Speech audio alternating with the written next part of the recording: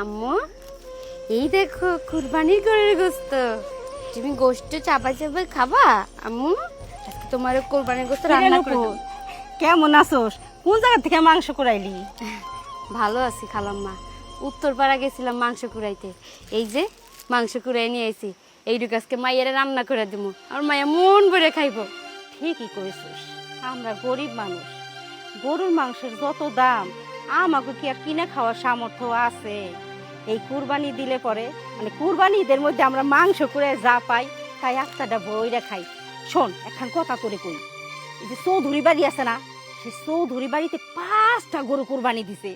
আমি ওখানে গেছিলাম, দেখ আমার মেলা মাংস দিছে, তুইও যা। কি কোন খালাম্মা, 5টা গরু কুরবানি দিছে? কিন্তু আমি তো চৌধুরী বাড়ি চিনি না, আমি তো কোনোদিনও চৌধুরী বাড়িতে যাইনি। কোন দিকে এই বাড়িটা? আরে এই যে এই রাস্তাতে যা দিয়ে একেবারে শেষ মাথায় একটা দোতলা বিল্ডিং আর বড় একটা ঘর আছে, ওইটা। ওই যে দোতলা বিল্ডিং, বড় একটা ঘর, ওই বাড়িতে যাবো? হ যা, ওখানে যা। 5টা গরু কুরবানি দিছে, ও মেলা মাংস, যা তোর দিব। আচ্ছা ঠিক আচ্ছা আমি গেলাম।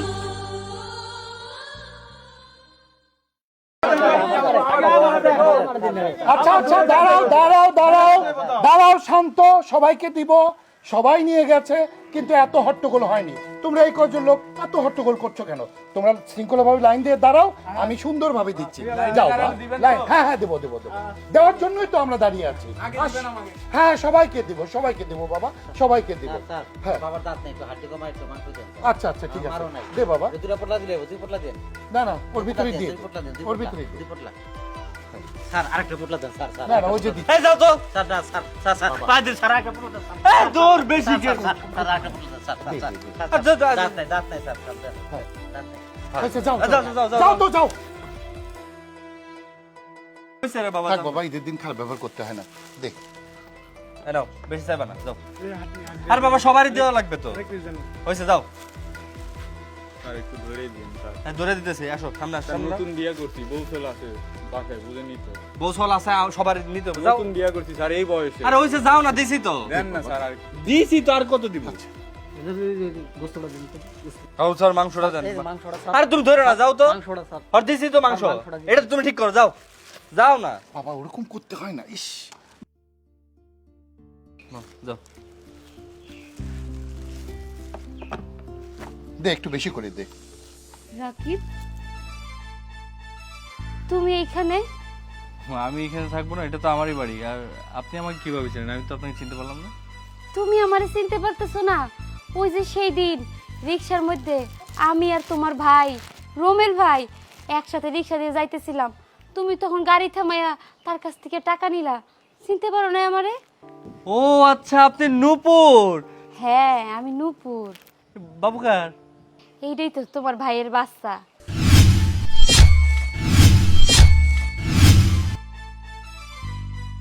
রুমেল ভাইয়ের বাবু মানে? আপনাদের কি বিয়ে হয়েছিল? হ, তোমার ভাই আমারে বিয়ে করছে। 3 বছর হইল তোমার ভাই আমারে বিয়ে করছে।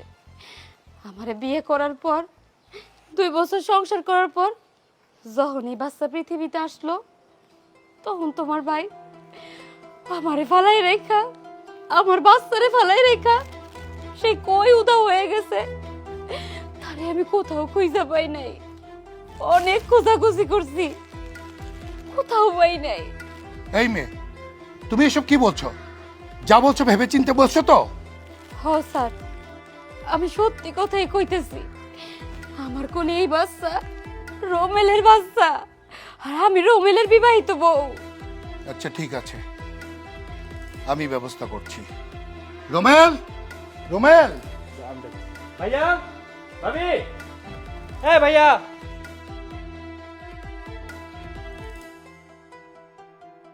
বাবা ডাকছো? হ্যাঁ ডেকেছি। দেখো তো ওনাকে চেনো কিনা।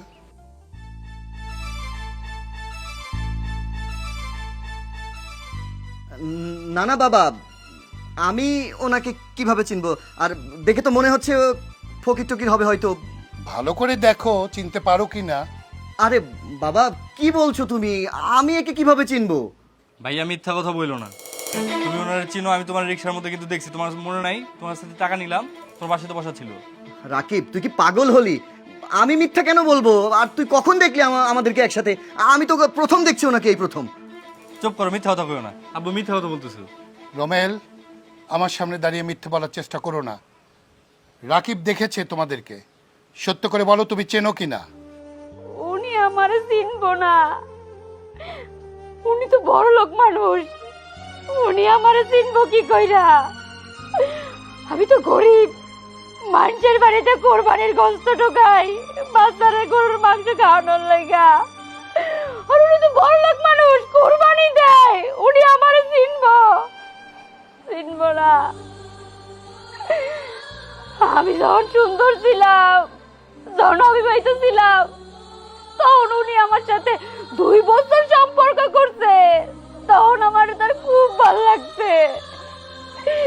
আমারে ভুলায়া পালায়া আমারে কইছে অনেক বড় লোক আমি, আমার অনেক বড় বাড়ি আছে, আমার গাড়ি আছে, আমি তোমার লগে সংসার করবো, আমি সুখের সংসার করবো তোমারে বিয়ে করলে।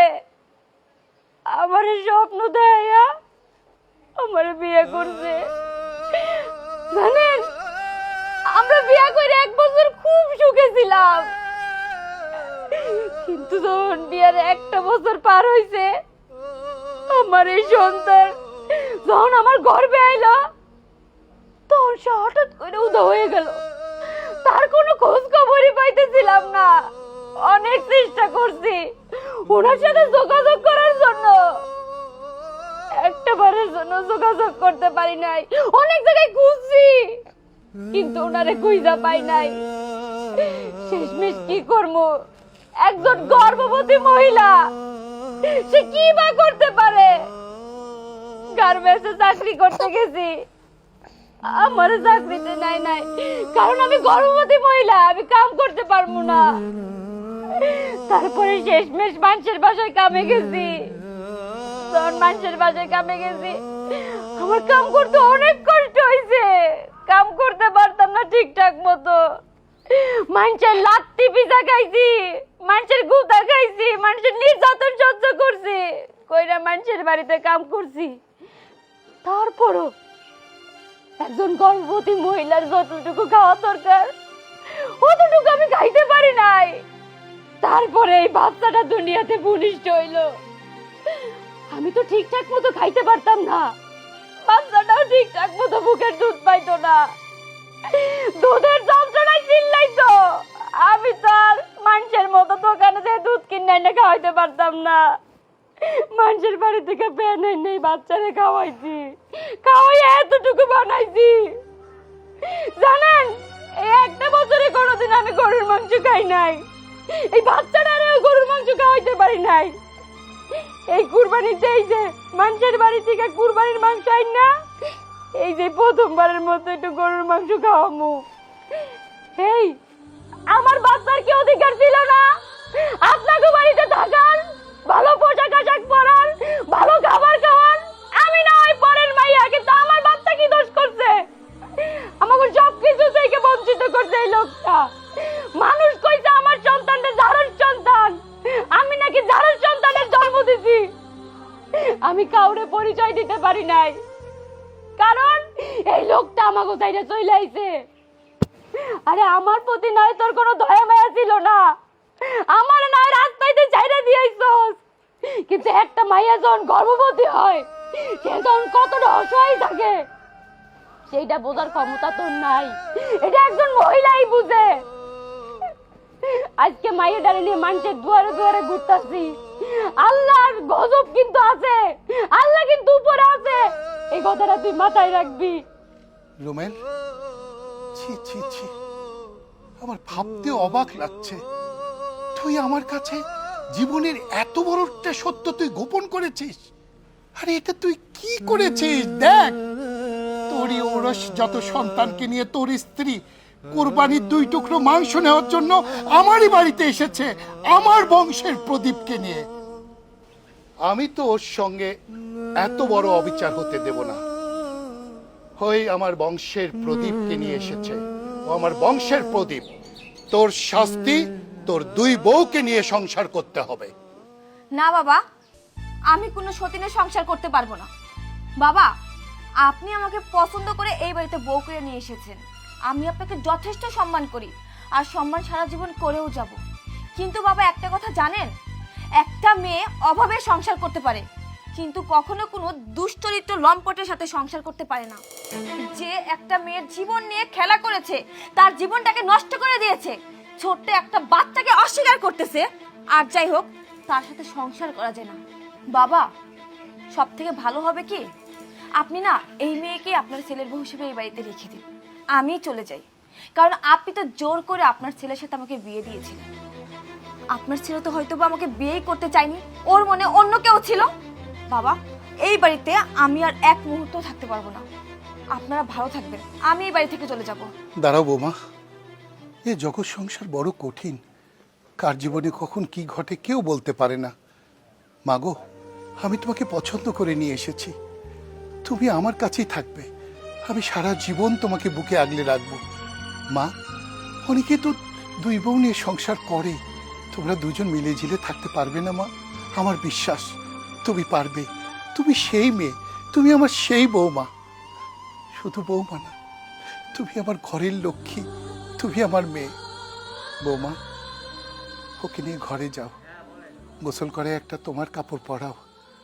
রোমেল, রাকিব, যা মার্কেটে গিয়ে সবচেয়ে দামি দামি কাপড় আমার বৌমা আর আমার নাতির জন্য কিনে নিয়ে আয়। একবারে আব্বু, আমি ব্র্যান্ডের জিনিস নিয়ে আসবো। ভাবি জান না, আব্বু টাকা দাও। নিয়ে যাও বাবা। আরে টাকা লাগবে না, চল আমার সাথে চল, আমার কাছে টাকা আছে, চল। আচ্ছা আচ্ছা আচ্ছা আচ্ছা তোরা তুমি আমার টাকা দিও না কিন্তু, সালামি দাও না আব্বু।